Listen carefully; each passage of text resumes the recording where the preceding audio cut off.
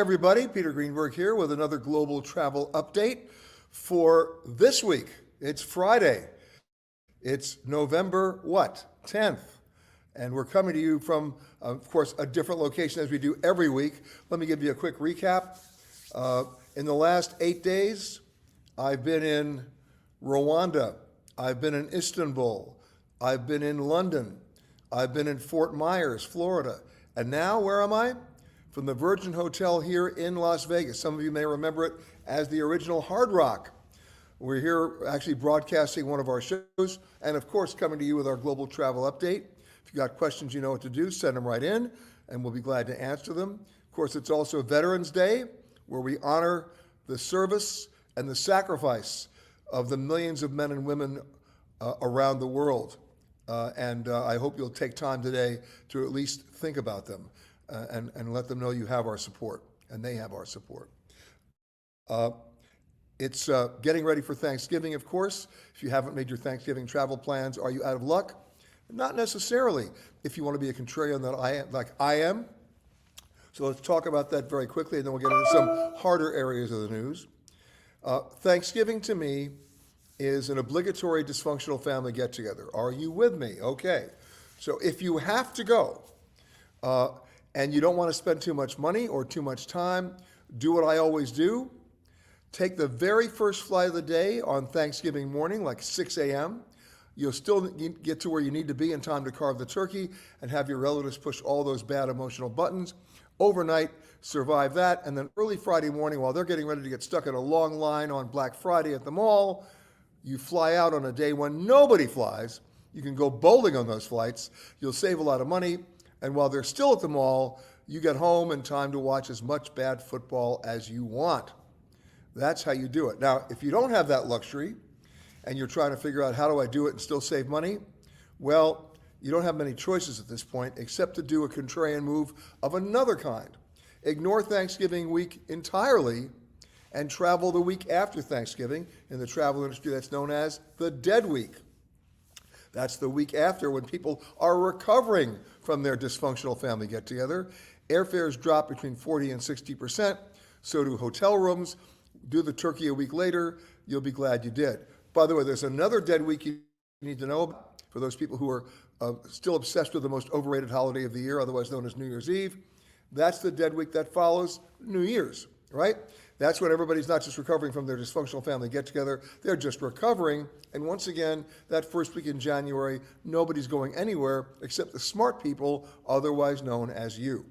So that's my little handy tip for the Thanksgiving and Christmas holidays, and I hope you get a chance to follow them. Now, let's get down to some serious stuff. The Department of Transportation released the numbers of complaints against airlines for the first 3 months of this year. Staggering. At least 26,000 or nearly 26,000 complaints from passengers against airlines.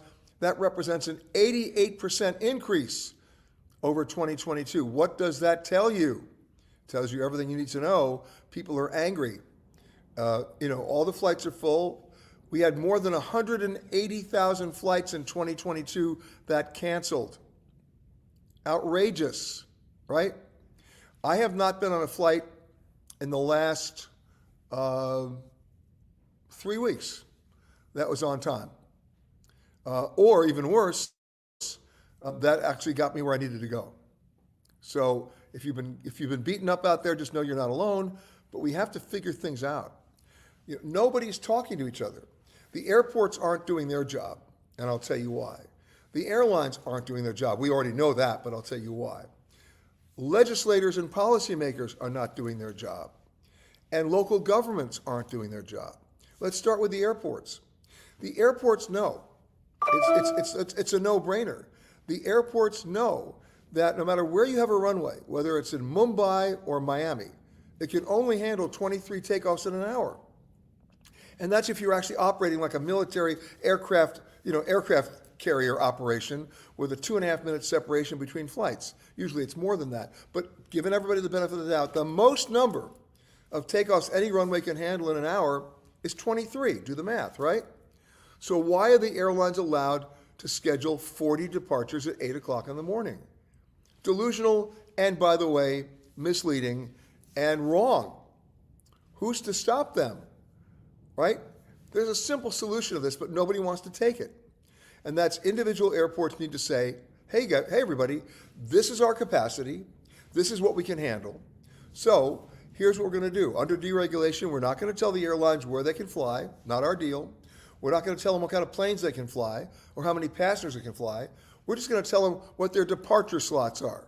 And we'll do it as a random lottery.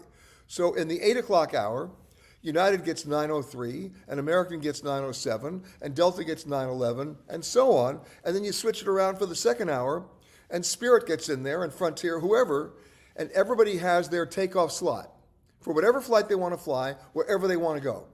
And if they miss that slot, guess what? Then they're at the end of the line. How many airlines do you think are going to want to be at the end of the line? They're going to make those time slots, and then they're going to start scheduling their flights, not to be competitive in an unrealistic way, right? Everyone wants to be on the first flight out. If you look at airline schedules, you see a lot of airlines scheduling flights at like 7:59, as if you think you're going to beat everybody else out, right? They think it's going to have a competitive advantage. But realistically, it's absurd. So that's the first thing the airports need to do. Now, what do the airlines need to do? Stop publishing schedules that you know you can't operate. Any airline that publishes a schedule that gives you a 33-minute connect time between flights should be arrested. It's not realistic. Even if the planes are on time, given the airport design, even if you were an Olympic sprinter, you'd need a paramedic. Doesn't work, right? There should be at least 90 minutes between connecting flights on every airline. It should be a rule. Now, if you want to schedule a 91-minute connect time, that's fine, but at least it's more realistic than 33 minutes. Because remember, it's not just what affects you. If the crews can't make the connection, the plane's not leaving, right? If the bags can't make the connection, what does that cost? And if planes are waiting to get to gates because they can't get to gates because other planes aren't leaving, what's the fuel burn there? Crews time out on their legality. It all messes up. Why? Because the airlines want to be competitive on an unrealistic schedule. And one more thing the airlines have to do. Let's be honest. Qantas, the Australian airline, just got caught big time. In fact, their chairman resigned over it. Would you believe they were selling thousands of tickets for flights that didn't even exist and then not refunding the money quickly? Whoops. Whose bright idea was that? So the airlines either have to self-police, which I worry about, or they need to be policed. Now, I'm not in favor of re-regulation. I want to be clear about that. I want the airlines to be free to do the right thing. But the reason why we have speed limits on the highways is because accidents happened when people didn't follow the rules, right? Self-policing didn't exactly work. Same thing has to happen here. Right now we have the wild, wild west, and there's no sheriff. We need to fix this because all that considered, we haven't even thought about weather. When you throw weather into the mix, then it's a massive meltdown. All right, so that's that. Listen to those complaints. Nearly 26,000. More, by the way, more complaints than the DOT can handle. That'll give you an idea of how bad it is. And there's that one. Now, there's the other thing. There was a recent survey. I'm going to put this up on the screen. You probably won't be able to read it completely, but I'll walk you through it. And that is, what's the most annoying behavior of passengers? Yeah, we have a responsibility too. It's not just the airlines and the airports and the federal government. It's us, right? So here we go.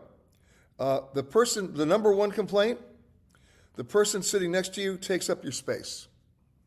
I was on a flight last night from Houston to Las Vegas, and forget the armrest. The guy next to me was a sumo wrestler. And basically, I think we're married now. No, we're not. But the point is, it was not a pleasant flight. Okay, number two complaint. People displaying unhygienic behaviors, taking off shoes and clipping nails. I remember a guy sitting in the aisle seat clipping his nails, right? His toenails. And I'll never forget it. The flight attendant came over to him and said, "Sir, if you're going to do that, you're going to have to step outside." He got the point. But come on, what makes you think this is a good idea? Okay, people showing symptoms of sickness. Well, look, let me tell you why people fly who are sick. Okay? It goes back to the old draconian days of airlines and ticket change fees, or losing the value of your ticket. They know they're sick, but they're going to take the flight anyway because they don't want to lose the money. That's going away a little bit because the airlines announced the elimination of those ticket change fees, but it's still there. People flying because they don't want to lose money. By the way, that happens on cruise ships a lot as well. When people go on, I'm really feeling sick, but they have a draconian refund policy, so I'll take the cruise anyway, and then they go to the salad bar. Bye-bye. All right, let's keep going here. People listening to audio without headphones. Duh. Everybody can have headphones now. Why shouldn't you do that? People being visibly intoxicated. Well, this has been going on for a while. Short of putting breathalyzers at jetways, follow my advice. I wish the airports would do this. There should be a rule. It's the NFL fourth quarter rule about alcohol sales, right? You don't see alcohol being sold at any NFL games in the fourth quarter. You do the same thing at airports. No retail establishment in an airport that serves alcohol can serve you a drink within 45 minutes of the boarding time, not the flight time, the boarding time shown on your ticket. That would eliminate a lot of problems, right? Because so many people are getting on planes already tanked. Okay. People trying to exit upon landing before those in the rows ahead of them. Well, I'm going to give people some slack on this.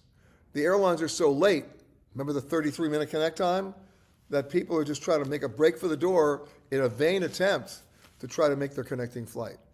It gets down to, basic real-time and motion studies. Okay, people blocking the aisle while boarding.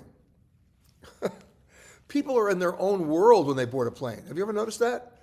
They get to their seat, they're down kind of through a little unpacking of their things that they like to have with them on the window seat or the middle seat, and then they're bending over, and then, let's face it, their carry-on bag is so heavy that they can't lift it.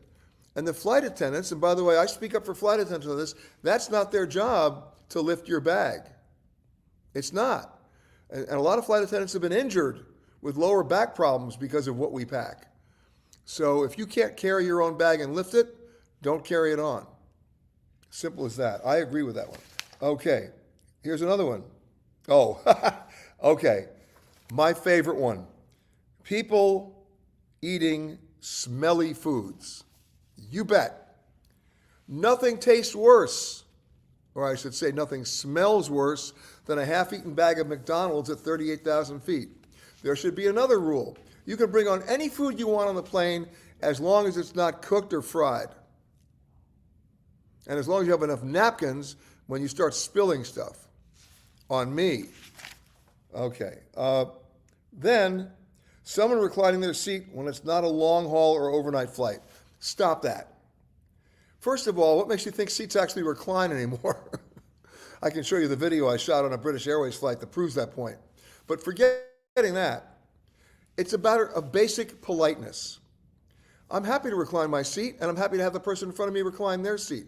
But if you're on a flight where there's either a meal or a drink service, before you recline your seat, ask the person behind you, is it okay if I recline my seat? Or at least they have some warning that you're not going to be shoving their drink in their face when you hit that button. That's all. It's about having a conversation and asking. It's just basic human courtesy, right? Okay. And that's assuming the seat reclines in the first place. Babies crying, children misbehaving. Well, I have a rule, right? The longer the flight, the closer the screaming baby is to you. Happens on every flight, doesn't it? Now, I am not a parent, so I'm not going to give parental advice. But parents, try to figure out a time when your kids are going to be napping. You know when you're going to be taking a flight. See if that works. Or bring along fun games that they can play, or snacks that they will keep that will be healthy for them, but also keep them occupied. But there's one other thing that happens when babies are crying. and it's not their fault, and it's not their parents' fault. It's changes in pressure. Ever notice that babies are always crying upon landing? It's because they're pressurizing or depressurizing the plane. There is an interesting way to do that. You remember how your ears get stopped up too? You know how to fix that? But you have to do it the right way. Ask the flight attendant for a cup of boiling water, like from the coffee, not coffee, but just boiling water, or very hot water, and then put the water on the tray table and lean your ear into it. And the steam coming up from the water clears the passages. Just thought I'd tell you. Don't pour the water. Okay. Anyway, those are the complaints about the annoying things that happens on planes, not to mention the fact the planes are late and cancel. So we'll talk about that. Now, some other interesting thing, Deloitte has a new survey that even though 160 million Americans are planning to gear up to travel this holiday season, they are now detecting some cracks in the dike in terms of travel demand. I've been talking about this for weeks. Americans now have a consumer credit card debt of over $1.3 trillion. That is unsecured credit, that's compounding interest. And a lot of Americans, added to that, what's going on in the Middle East, have decided, based on what their debt is and what the uncertainties are overseas, they're going to sort of like sit the last quarter out and not travel till next year. So when I came back from London the other day, my flight was so empty. This never happens. My flight was so empty that we left 15 minutes early. That's how fast the boarding was. And as we went through, at the gate to scan our boarding pass to be able to go through, the gate agents were saying, oh, by the way, when you get on the plane, forget about your assigned seat, sit anywhere you want. I'm not making this up. On an Airbus Neo 321 on the airline, everybody had their own row. One of the more pleasant flights I've ever had. It never happens, but it's an indication right now of falling demand in this last quarter. You should know about that because for those people who are smart enough to take advantage of it, it becomes a buyer's market, and you can do that. Let's start scrolling down and saying hello to some folks here, so let me do that right now. Tim is saying hello from Atlanta. Hello, Tim. Rhonda's saying hi from Durham. Sue Hennepin is saying hi from Monroe, Washington today. I've got Alicia in Boise, Idaho. And of course, Rhonda says happy Veterans Day. And she's headed to Aruba during November Dead Week. Okay, smart move. Lorena's saying home from Lansing, Michigan, home of the Spartans, who finally won a football game. Boy, I know how you feel, Lorena. I'm a Badger. Our team this year, can I say it? We suck. I mean, we had a couple of victories. We played well against Ohio State, only because Ohio State played so badly, right? 3 turnovers from the QB alone. But if we go to a bowl game this year, it'll be the Tidy Bowl. So on to next year already. Jean's saying hello from Tulsa. My son returned from Switzerland Monday night. First flight was canceled, rebooked on another flight. They still don't have their luggage. My point. I mean, there we go. Okay, Joyce says, instead of using the hotel room safe, what do you suggest? Yeah, let's talk about the hotel room safe. There was a time when hotels charged you to use that safe. Remember that? And there was a time when hotels had safe deposit boxes behind the front desk. And I would encourage people at that point to use those as opposed to the hotel room safe, but not because of the cost of the safe, but because the hotels, under liability laws and innkeepers laws in every U.S. state, they're not liable for anything lost from those in-room safes. Did you know that? So you've been given a false sense of security. Not only that, most of these safes have a simple 4-digit code that you create, right? When you go to the room, you can punch in your 4 favorite numbers, it activates, and then it will open only when you hit those numbers. But what happens if you forget your code? Well, every hotel has an override code that their people can use to get into the safe if you've left stuff in the safe.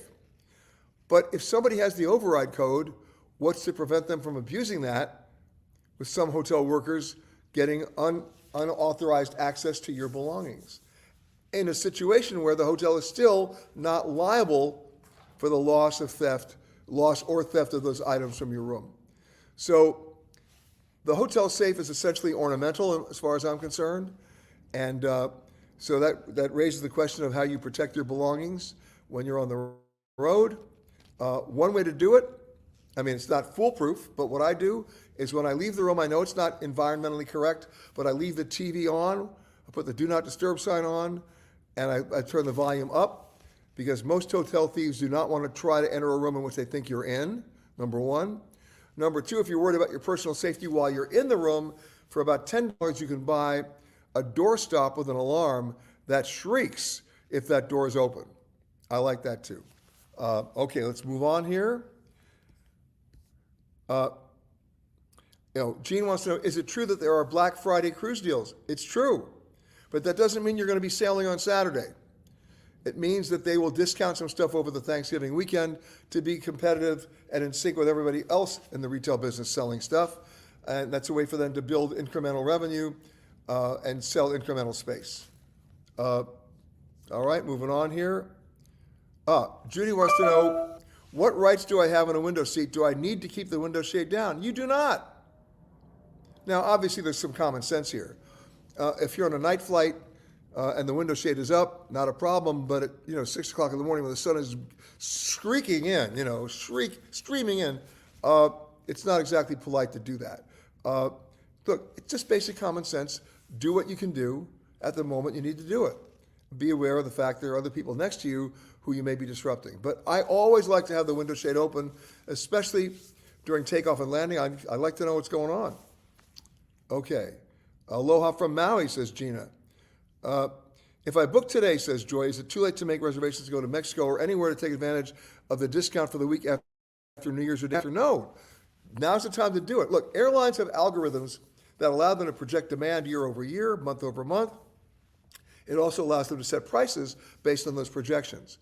Right now, I'm telling you, their projections are telling them that the dead week is still going to be the dead week, so go ahead, you'll find some lower prices. Okay. Another complaint list, Lorena says, I want to add one to the list, people who wear too much perfume or aftershave. Not much you can do about that. They're sitting next to you, but I agree with you. Okay. Cheers from Tucson from Camilla. Okay. Oh, I love it. We're going to post this right now. Anthony, if you can do this from Rosalind. Can we post that video? Can we do it now? Okay, watch this, guys. Remember I told you about seats that recline and be polite to the passenger behind you if you're going to recline your seat? How about a seat that has the recline button but doesn't recline? It's a total joke. That's what a lot of airlines are doing. And by the way, the video you're about to see, I recorded on a brand new British Airways A320. Roll the video. Welcome aboard the brand new British Airways A320. Not exactly known for great legroom, as you can see, but they do have a sense of humor. I'm going to show you how the seat reclines. Are you ready? They actually came up with this as a design innovation. Amazing. Brilliant. Watch. Here we go. That's it. Want to see it again? Let's go. Ready? It reclines. That's it. Stupid.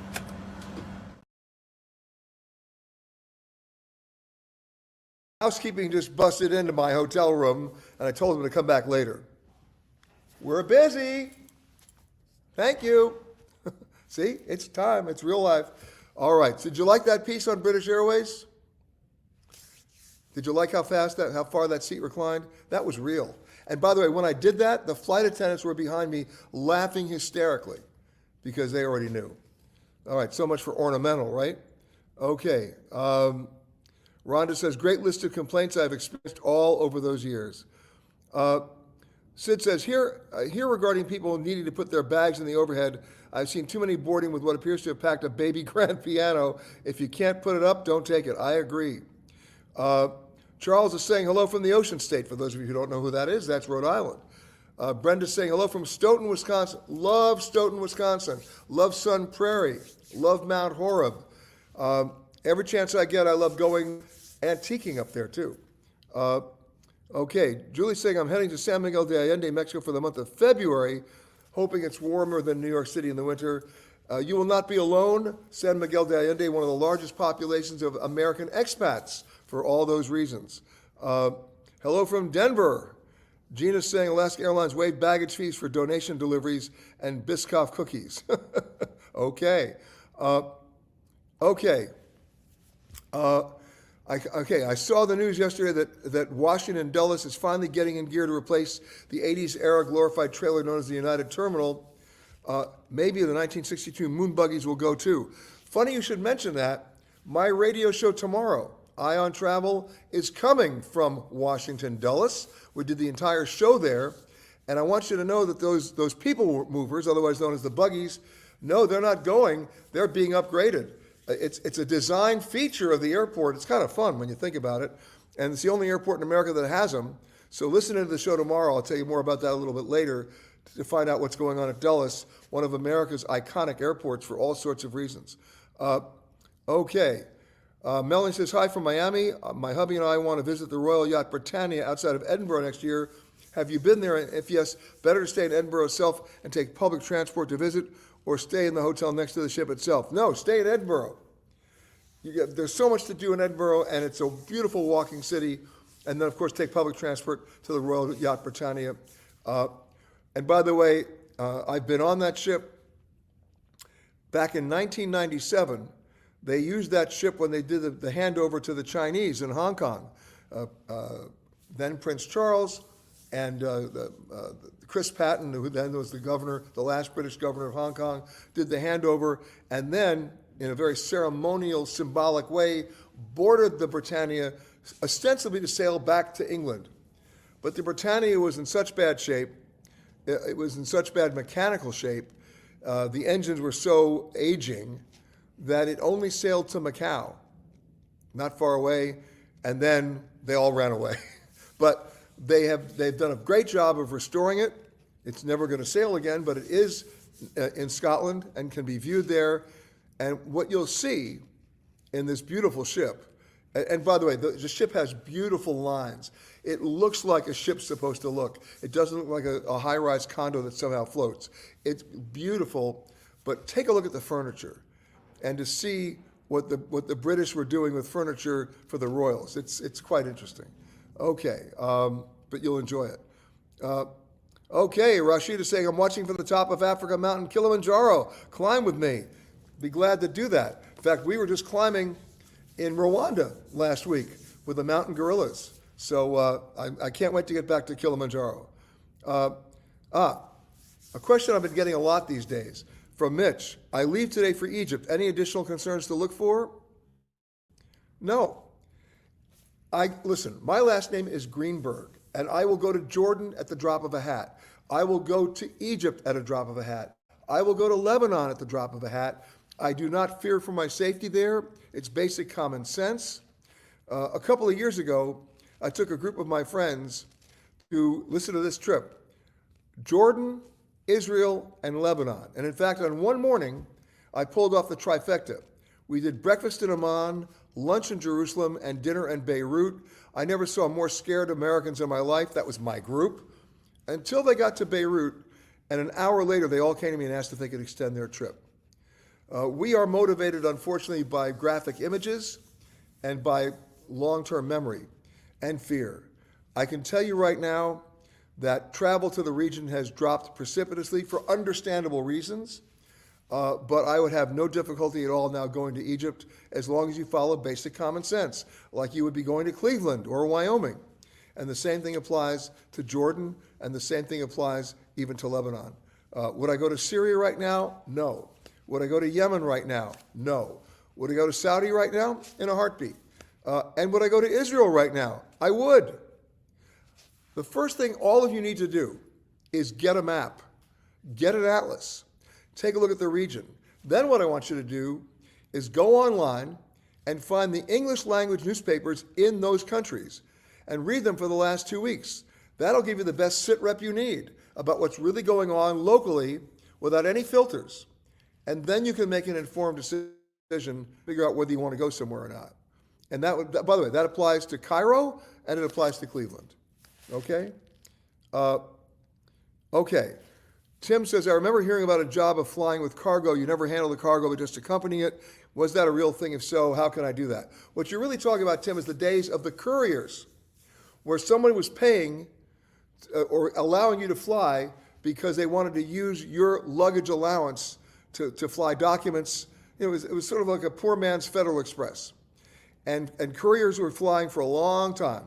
You got a free trip, but you couldn't bring anything other than your carry-on bag because your luggage allowance was being used by that courier company to ship documents overnight. You were the courier. It was a great deal if you had great flexibility in your schedule, because the schedule's changed a lot.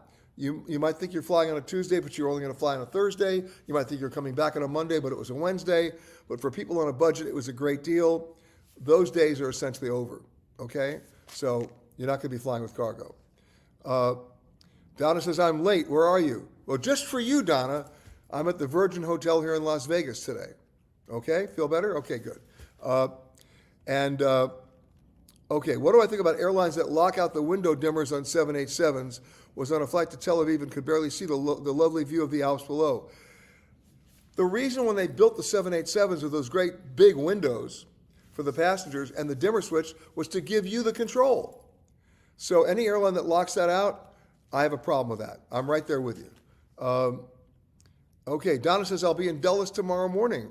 Well, you'll enjoy it and enjoy those people movers. I'm telling you, I love them. I think some people think they're an anachronism. I think they add to the personality of the airport. Okay, moving right along.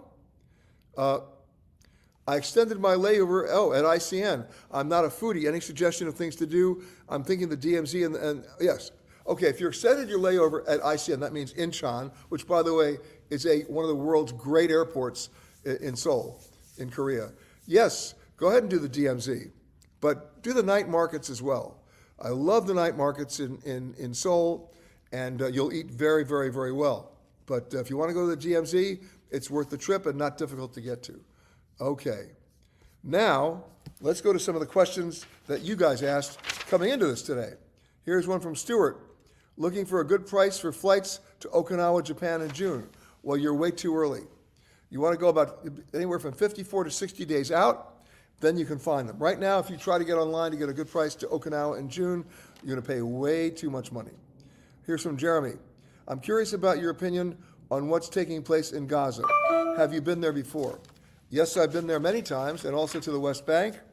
I don't have enough time right now to go through my opinion about what's going on, except to say this, and I'm going to be very clear about it. What Hamas did in October was unforgivable, horrendous, barbaric, and tragic. It's unforgivable. What Israel's done in terms of their retaliation has not been proportionate. It has to stop. You cannot think that you're going to kill everybody at Hamas and also kill a movement. The people who did this horrendous act back in October, they didn't just wake up in the morning and decide to do it. I'm not defending them in the least. I'm trying to explain the history here. It came as a result of behavior by the Israelis over a period of decades. And now, you're not going to solve it by going in there and flattening Gaza with the collateral damage of thousands of people dead. Because someone, even if you get rid of Hamas, someone will come in and fill that power vacuum and take their place. There needs to be, this is not political, this is human.